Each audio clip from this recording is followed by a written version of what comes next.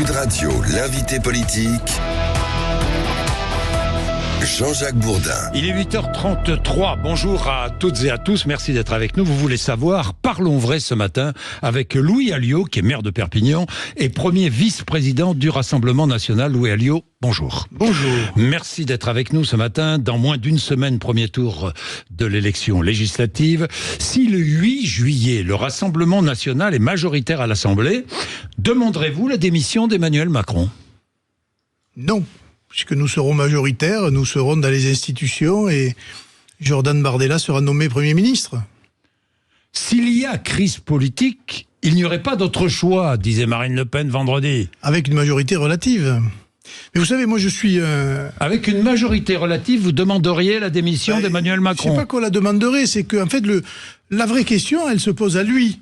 Il nommerait qui à Matignon ? Bon, s'il nomme quelqu'un, le quelqu'un en question, il refuse, il accepte...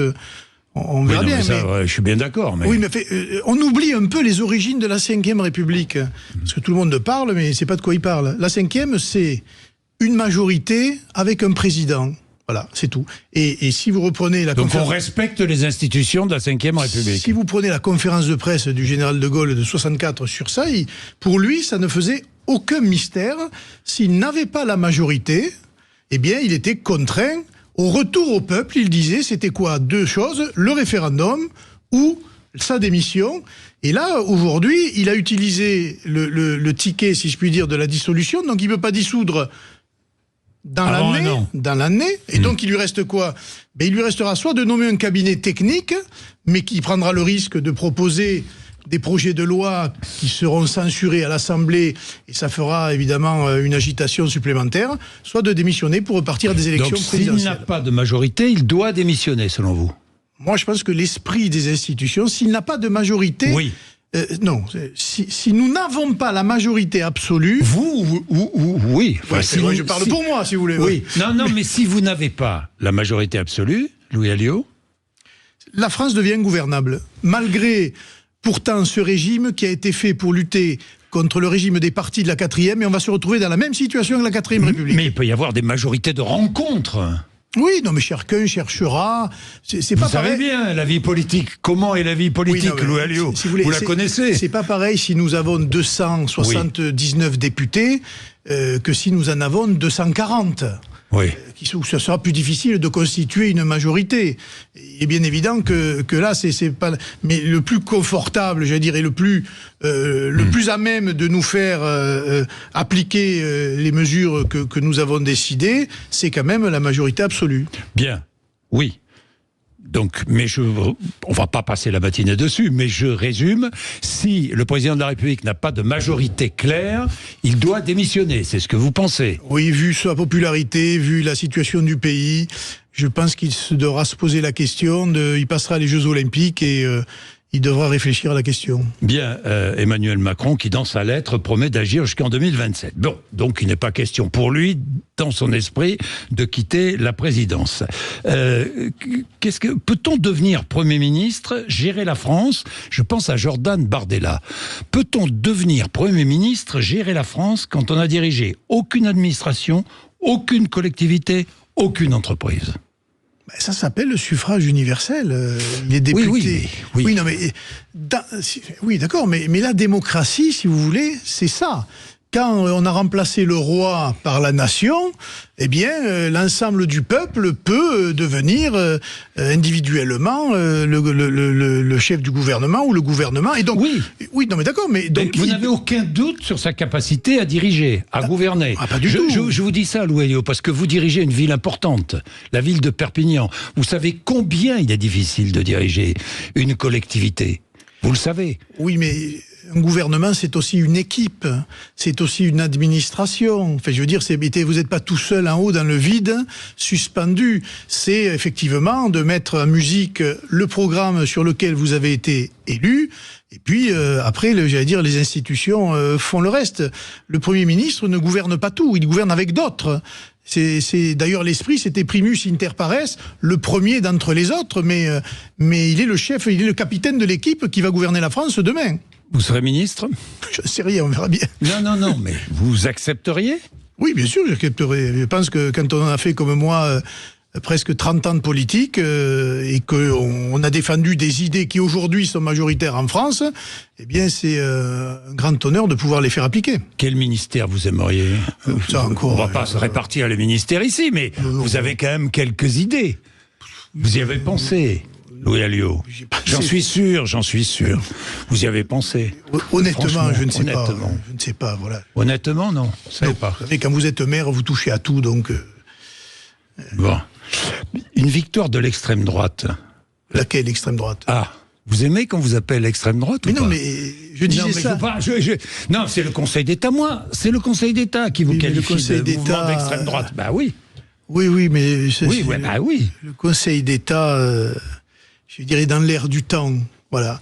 Parce que ça veut dire... C'est grave d'ailleurs, parce que si nous sommes d'extrême droite, ça veut dire aujourd'hui que vous avez une majorité de Français qui le sont devenus, ou pratiquement. Et ça, ce serait gravissime. Ah bon ? Or, ben oui, si une majorité de Français était d'extrême droite, ce serait grave. Or, la vérité, c'est quoi l'extrême droite d'ailleurs ? C'est une composante politique qui ne joue pas le jeu du parlementarisme, utilise la violence pour arriver, ou peut utiliser la violence pour arriver aux affaires, ne respecte pas l'opposition, ne tolère pas le pluralisme politique. C'est, si vous voulez, le pendant de l'extrême gauche, à gauche, voilà. Et nous ne sommes pas ça. Et moi, je vois de plus en plus de gens qui nous disent mais battez-vous sur les plateaux. Quand vous traitez d'extrême droite, n'acceptez pas. Mais moi, je l'accepte pas. Je l'ai toujours dit. Mais ça fait rien. C'est comme ça. On est dans un système un peu fou. C'est ce que j'expliquais hier sur notre antenne que la vôtre. Oui. Il y a une voiture rouge. Tout le monde sait qu'elle est rouge. Vous avez des gens qui peuplent le monde politico-médiatique, etc., qui disent non, elle est bleue. Mais les gens sont pas idiots, ils voient bien que ce véhicule est rouge et vous pouvez leur dire c'est bleu, c'est bleu, c'est bleu, le véhicule reste rouge. C'est exactement pareil. Extrême droite, plus personne n'y croit. Et même mieux, plus ils nous traitent d'extrême droite et plus ça incite les gens à aller voter pour justement contraindre ces gens-là à arrêter de raconter des bêtises. Bien, si le président de la République reste président avec le RN majoritaire à l'Assemblée nationale, il va garder ses prérogatives en matière de défense et de politique internationale, bien sûr. Ses prérogatives. Ses prérogatives, oui. Louis Alliot, pourquoi est-ce que le RN, franchement, ça m'a surpris, présente-t-il ou soutient-il des candidats pro-russes ? Et je vais vous en donner beaucoup. Charles-Henri Gallois, par exemple, dans la Nièvre, qui comprend l'invasion de l'Ukraine et qui défendait le Brexit. Pierre Gentillet, avocat médiatisé, fondateur d'un cercle de réflexion pro-russe. Il a minimisé les crimes de l'armée russe à Boutcha, etc., etc. Je peux vous donner des dizaines d'exemples. Je ne crois pas qu'il y en ait des dizaines. Oh, il y en a 19. Et ce qui est important, c'est la ligne qui est portée par Marine et par Jordan. Et sur cette question, je pense qu'on a été clair dès le jour de l'invasion. Je rappelle que j'ai été le premier maire de France à aller jusqu'en Pologne chercher des réfugiés ukrainiens qui avaient été bombardés la veille et qui vivent aujourd'hui à Perpignan. Et il y a pas de prisme russe. Il faut discuter avec tout le monde. Les Russes, avant de discuter, est-ce que les Russes doivent retirer leurs troupes d'Ukraine ? Bien sûr. Je veux dire, ils ont envahi un pays et nous défendons la souveraineté et l'intégrité territoriale du pays. Donc je vois pas évidemment. Mais encore une fois. On a du mal à comprendre, il faut condamner les agissements russes, tout ça va, mais comment on peut d'un côté diaboliser à ce point ce qui est compréhensible et tolérer d'autres dictateurs, d'autres régimes dictatoriaux. C'est ça que les Français ont du mal à comprendre. Vous leur dites Poutine est un dictateur, ils comprennent tous, d'ailleurs on voit les enquêtes d'opinion. Mais c'est exactement la même chose pour le président chinois, pour le président... Et cela, on les reçoit avec des tapis rouges, etc. Et les Français aiment bien la cohérence des positions. Et on ne peut pas faire de deux poids, deux mesures, sauf que là, précisément, nous sommes en guerre, il y a une occupation de territoire, et c'est à nos portes, et il faut être évidemment très vigilant. C'est pour cela qu'on est très clair sur cette question. Bien. Votre programme qui sera présenté, programme économique qui sera présenté tout à l'heure. Alors, quelques mesures, et puis je vous parlerai d'immigration ensuite. Quelques mesures. Électricité, gaz, TVA à 5,5, c'est bien cela. Ce serait seulement sur la consommation et la TICFE, cette taxe. Vous savez qu'aujourd'hui, la TVA à 5,5 et passerait, enfin, votre proposition sur l'abonnement et la taxe sur la répartition, la distribution. Parce qu'aujourd'hui, il y a une partie des taxes qui vont aux communes sur l'électricité, vous le savez, puisque oui, mais vous touchez. C'est infinitésimal. C'est infinitésimal. En revanche, la facture d'électricité, on l'a pris en pleine figure. Bon. Par exemple, pour une ville de Perpignan, cette année, on a 4,5 millions d'euros de plus d'électricité par rapport... on a doublé pratiquement. Donc là, ça vous dit un peu pourquoi il faut faire baisser la facture d'électricité pour les collectivités, pour les entreprises, et notamment les petites, qui sont asphyxiées, mais aussi pour les ménages, évidemment. Bon, sur les carburants et le fioul, comment feriez-vous ? Vous baissez la TVA de 20 à 5 et vous faites, mais comment faites-vous ? Et vous faites des économies à peu près de 9-10 centimes par litre, et sur un plein, ça fait... une négociation nécessaire. Mais oui, mais l'Allemagne et je crois la Hollande l'ont fait et ont obtenu de l'Europe tout de suite cette libéralité, si je puis dire. Donc je ne vois pas pourquoi on nous bloquerait à nous. Et encore une fois, ça poserait un problème démocratique majeur, puisqu'on l'autorise à certains pays, on l'interdirait donc à nous, et puis surtout, les Français auraient voté. C'est l'expression de la souveraineté, et je ne vois pas comment la technocratie européenne pourrait aller à l'encontre de la technocratie, de la souveraineté du peuple. Louis Alliot, le programme économique de Jordan Bardella, audit des finances publiques, c'est votre volonté. Ça, c'est ce qu'on appelle c'est une grosse ficelle, ça. C'est une grosse ficelle. Non, monsieur Bourdin, c'est un grand classique. Oui, mais c'est la commission du bilan. Quand François Mitterrand arrive en 81, il nomme la fameuse commission Bloch-Lenné, qui en quelques mois fait une expertise des comptes de ce qui était visible et de ce qui est invisible. C'est exactement ça. Le lendemain, Jordan nomme une commission. Restitution de cette expertise courant du mois de septembre. À partir de là, on connaîtra les véritables marges de manœuvre que nous avons sur l'ensemble des politiques. Parce que je vous signale que M. Le Maire s'est fait épingler sur la sincérité des chiffres qu'il a donnés au dernier budget. Et ça, c'est quand même étonnant. Vous pensez qu'il y a quelque chose de caché, un peu, qui a... Moi, je pense qu'au regard de ce que dit M. Le Maire, tout n'est pas très clair dans les comptes de la nation. Dans les comptes. Je ne pense pas, non. La preuve, je vous dis, qu'il a menti ou qu'il a... Mais je ne sais pas, moi. Mais ça a été relevé par la Cour des comptes. Le budget manquait de sincérité. Donc ça veut bien dire quelque chose. Bien, les salaires, plus 10%, les entreprises décideront, c'est bien cela, décideront en contrepartie, exonération de charges. De charges de 10% sur les charges patronales. Emploi, abrogation de la réforme de l'assurance chômage. Oui. Vous êtes contre cette réforme. Sur les retraites, moi je ne sais plus, je ne comprends plus, et vous comprenez, vous en êtes sur les retraites? Non, parce que on s'occupe d'abord de ceux qui ont des carrières longues et difficiles, c'est-à-dire qui ont commencé à travailler avant l'âge de 20 ans, souvent dans des métiers pénibles. Au bout de 40 ans, ils pourront prendre c'est ce que dit la réforme actuelle. Ils pourront prendre leur retraite. Non. Si, avec la réforme actuelle, si vous commencez à 16 ans, vous arrêtez à 58 ans, par exemple, ou à 18 ans. Ce n'est pas le cas de l'échantillon qu'on a pris, parce que sinon on ne le proposerait pas, figurez-vous, monsieur Bourdin, quand même. C'est ce qui m'a surpris un peu. Regardez la réforme actuelle. Regardez. Bien, sécurité. Quelles mesures prendriez-vous pour éradiquer le trafic de stupéfiants dans les quartiers? Vous connaissez cela? Oui, c'est le plus gros problème. À Perpignan. C'est le plus gros problème. Mais oui. Alors le problème, d'abord, il est international. Oui. Il y a les pays qui nous envoient, qui produisent. Cela, il faut avoir des discussions avec eux. Ensuite, il y a des filières. Ces filières, elles arrivent chez nous, Le Havre, Barcelone, ça passe par le couloir espagnol. Il y a des contrôles à faire. Et puis il y a la répression sur le terrain, telle que ça se pratique ou pas d'ailleurs, parce qu'on manque énormément de moyens dans la répression du trafic, notamment du grand trafic de drogue. Et puis il y a quelque chose que je ne vois jamais et qui m'a toujours étonné. Il n'y a pas en France de grande campagne sur les conséquences de l'utilisation de stupéfiants dans notre jeunesse. Ni à l'école, ni au lycée, ni ailleurs. On voit des grandes campagnes sur l'alcoolisme, très bien. On voit des grandes campagnes sur le tabagisme, parfait. Mais je n'ai jamais vu, moi, en tout cas, massivement, systématiquement, sur les conséquences. Parce que les conséquences, elles sont terribles. Elles sont d'abord sur la délinquance, c'est sûr. Si vous arrêtez le trafic de drogue dans une ville comme Perpignan, par exemple, vous divisez la délinquance par 2. Parce qu'essentiellement, c'est la drogue. En revanche, dans la prévention, un problème de santé publique. de plus en plus de problèmes psychiatriques liés à la consommation de stupéfiants. Et on manque de tout en matière de santé mentale et de psychiatrie. Mais justement, il faut en tenaille par la répression et par la pédagogie, la prévention, arriver à faire baisser cette consommation de stupéfiants qui devient, qui devient massive.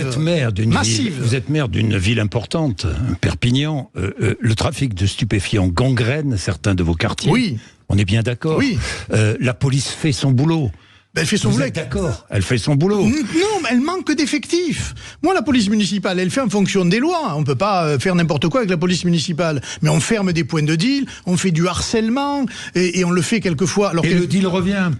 Non, il va ailleurs. Oui, il va ailleurs. Mais si nous avions des effectifs suffisants sur le terrain, de police nationale, de douane notamment... qui ont été renforcés ces dernières années. Oui, enfin pas partout. Nous, ils nous ont envoyé des renforts à Perpignan, mais ces renforts, ils restent 6 mois et puis ils s'en vont. Et puis ils les ont envoyés à Nîmes d'ailleurs, je vous signale, parce que Nîmes connaît une situation encore pire que la nôtre. Mais c'est vrai. Mais en plus, c'est, si vous voulez, l'axe... justice, police nationale, police municipale qui permet d'être efficace aussi sur le terrain. Et on ne le voit pas partout. Et quand vous dites on a les moyens, on attend un nouveau commissariat à Perpignan depuis une dizaine d'années. J'ai mis à disposition du ministère de l'Intérieur un terrain. On attend que le ministre de l'Intérieur nous dise oui pour construire un nouveau commissariat. Vous seriez pas mal comme ministre de l'Intérieur. Louis Alliot, non ? Non, je dis ça comme ça, au passage. Moi, en tout cas, sur ces sujets-là, j'aurai mon mot à dire, je l'espère. Voilà. Voilà, c'est clair. J'aurais mon mot à dire sur ces sujets-là. Oui, parce que j'ai compris. Parce qu'en matière d'expérience de terrain, effectivement, j'ai des constatations qui seront partagées par d'autres, très certainement, mais qui devront être mis en place sur le terrain. Voilà. Oui, vous seriez mieux que M. Ciotti, quoi. Ça, je ne sais pas, cette réflexion vous appartient. Oui, d'accord. Bon, Louis Alliot, les binationaux, interdiction d'accéder à certains emplois publics pour les binationaux, oui ou non ? Non. Non. Je ne sais pas où on a vu ça. Ah, vous dites non ? Non. Oui. Bah si, j'ai vu ça. Écoutez, ça a été défendu par le Rassemblement National, pardon. Non, je vous dis non, moi. Vous êtes contre ? La binationalité, elle est acceptée aujourd'hui. Nous avons d'ailleurs des amis qui se présentent aux élections qui sont binationaux. On ne va pas interdire à tout le monde. Comment vous feriez à Perpignan si vous interdisiez aux binationaux de... Je sais pas. Je sais pas, moi, de travailler à l'hôpital ou de travailler dans des collectivités ou... Je veux dire, je sais pas où vous l'avez lu, mais en tout cas, ça existe. Ça existe dans le programme du Rassemblement National. Pardon. Écoutez, vous verrez tout à l'heure à... Bon, d'accord. Voilà. Bien. L'immigration de travail. Vous avez besoin dans les Pyrénées-Orientales d'une immigration de travail ? Franchement, soyons honnêtes. Quelquefois, notamment dans l'agriculture, certains y sont contraints. Pas que dans l'agriculture, vous le savez bien. Si, essentiellement, pour le coup. Mais tout cela se gère, s'encadre. Donc vous n'êtes pas opposé à l'immigration de travail ? Mais d'abord, faisons travailler celles et ceux d'entre nous qui sont au chômage. Et il y a un gros problème entre l'offre d'emploi et donc il faut durcir, si vous voulez faire travailler ceux qui sont au chômage, il faut durcir les conditions d'accès au chômage et les indemnisations, la durée d'indemnisation. Et adapter leur formation. Et adapter leur formation. Oui, mais il y a des budgets colossaux en matière de formation. Et là, c'est la région qui est compétente. Et pourtant, il y a encore dans tous les départements beaucoup plus d'offres de jobs qui ne sont pas occupés. Je ne comprends pas très bien. Vous voulez réformer, vous êtes contre la réforme de l'assurance chômage et en même temps vous voulez mettre au travail les chômeurs. Mais ça n'a rien à voir avec l'assurance chômage, ça. Ça n'a rien à voir. L'histoire de durcir les conditions. Il y a des abus comme partout. Allons chercher les abus, mais ne pénalisons pas tout le monde par une réforme injuste. Bien sûr qu'il y a des abus. D'ailleurs, j'espère qu'il y aura dans ce gouvernement un espèce de ministère de la fraude qui ira chercher dans un certain nombre de comptes de la nation tous ceux qui ne jouent pas le jeu. Voilà. Donc, mais ça, ce sont des évidences. Voilà. Donc une immigration de travail, oui, dans certains cas. Mais ça peut arriver, bien sûr. Mais encore une fois, privilégions la formation de ceux qui sont au chômage. D'autant plus avec la démographie française.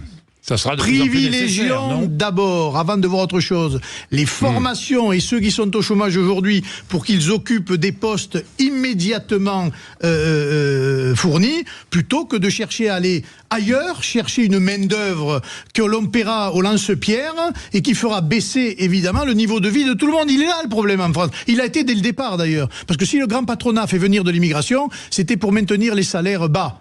Ça qui a été un drame pour la France. D'autres ont fait d'autres choix et s'en sont sortis plutôt pas mal, comme l'Allemagne. Bien, l'Allemagne qui a fait venir des centaines de milliers de migrants depuis quand même quelques années. Récemment, Monsieur Bourdet. Oui, mais je parle à l'époque... Parce que l'Allemagne avait besoin, à cause de sa natalité. Je parle à l'époque de Giscard, où on a fait le choix de l'immigration plutôt que la machine-outil. On a vu le résultat. La préférence nationale, oui, la préférence nationale.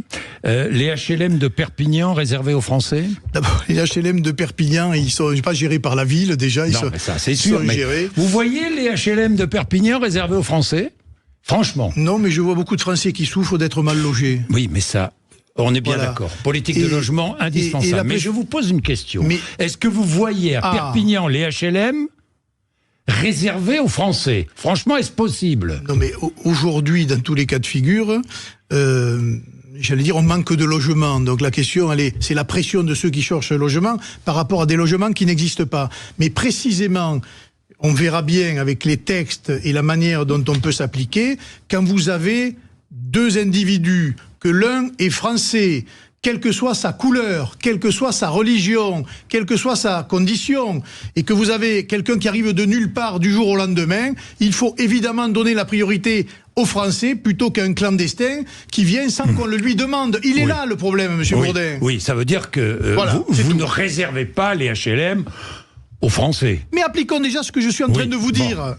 Parce que pour l'instant, dans nos rues, aujourd'hui, vous avez beaucoup de jeunes qui arrivent d'un peu partout, et notamment, malheureusement... Il y a aussi des étrangers qui travaillent, il y a aussi des étrangers qui paient leurs impôts et qui paient leurs cotisations sociales. Ceux-là doivent avoir droit au HLM ou pas? Oui, ils travaillent, ils paient des cotisations, bien sûr. Il faut peut-être aussi une durée quand même de vie dans le pays.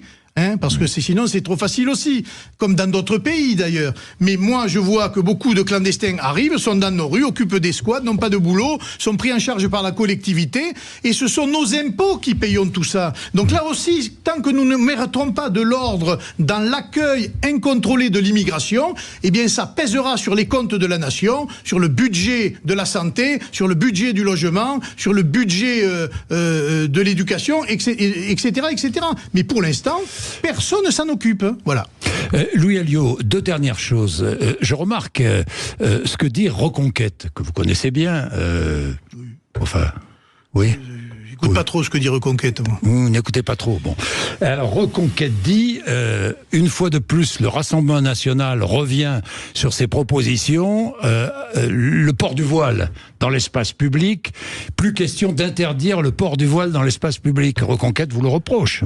Le débat sera à l'élection présidentielle sur ça. En revanche, il faut s'intéresser de savoir pourquoi il y a autant de femmes, de jeunes filles et même de fillettes aujourd'hui qui portent le voile dans nos quartiers ou qui peut-être sont contraintes de le porter. Et là, c'est tout ce que nous mettrons en place pour regarder l'infiltration... Pour l'instant, pas question d'interdire le port du voile dans l'espace public. De regarder l'infiltration de l'idéologie des frères musulmans financés par l'étranger dans nos quartiers.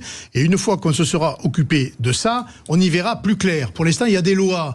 Et en 2 ans, on ne va pas régler les problèmes en 5 ans. Je sais bien que M. Zemmour, lui, est au-dessus des nuages, qui plane au-dessus et qui connaît tout sur tout. Mais il ne s'est jamais coltiné, par exemple, la gestion d'une collectivité ou de quoi que ce soit, et donc c'est facile de faire de l'incantation. Évidemment, nous ne sommes pas contents de voir des jeunes fillettes voilées dans notre pays, mais pour autant, il y a un principe de réalité, de droit, d'état de droit, et nous allons lutter contre l'idéologie islamiste, et ensuite adapter les lois en fonction de cette idéologie. Et l'abattage rituel conservé par le Rassemblement national, sans étourdissement?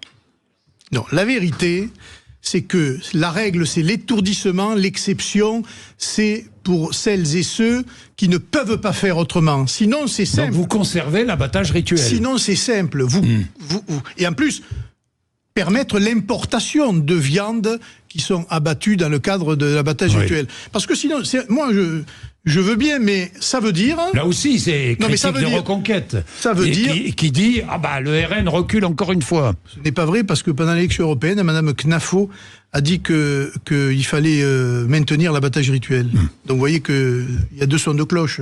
La vérité, c'est que ça veut dire qu'il y a un certain nombre de nos compatriotes qui demain seront obligés d'aller vivre ailleurs pour des histoires d'étourdissement de viande. Et je pense, moi, qu'il faut prendre le problème dans son ensemble, c'est-à-dire des conditions d'élevage aux conditions d'abattage, parce que quelquefois, si vous voulez, la violence dans les transports ou à l'accueil est beaucoup plus importante que, malheureusement, le sort tragique d'une bête dans les abattoirs. Donc prenons l'ensemble de la chaîne, faisons tout pour limiter la souffrance animale, mais ne faisons pas là aussi, si vous voulez, une théorie générale qui interdise, j'allais dire, des choses auxquelles beaucoup de gens sont attachés. Voilà ce que je dis. C'est une tradition, comme l'est la corrida. Voilà. Vous défendez la corrida. Je défends la corrida. Pas question d'interdire la corrida. Ou la chasse. Parce que certains, aujourd'hui, voudraient tout interdire. Moi, je suis un rural, j'allais dire, et je considère qu'il y a des choses, il y a des limites à ne pas dépasser dans l'exercice de nos libertés individuelles. Merci Louis Alliot d'être venu nous voir. 0826 300 300. Vous êtes sur Sud Radio. Évidemment, vous réagissez, comme vous le faites tous les jours. Après les infos de 9h, on se retrouve avec plaisir. À tout à l'heure.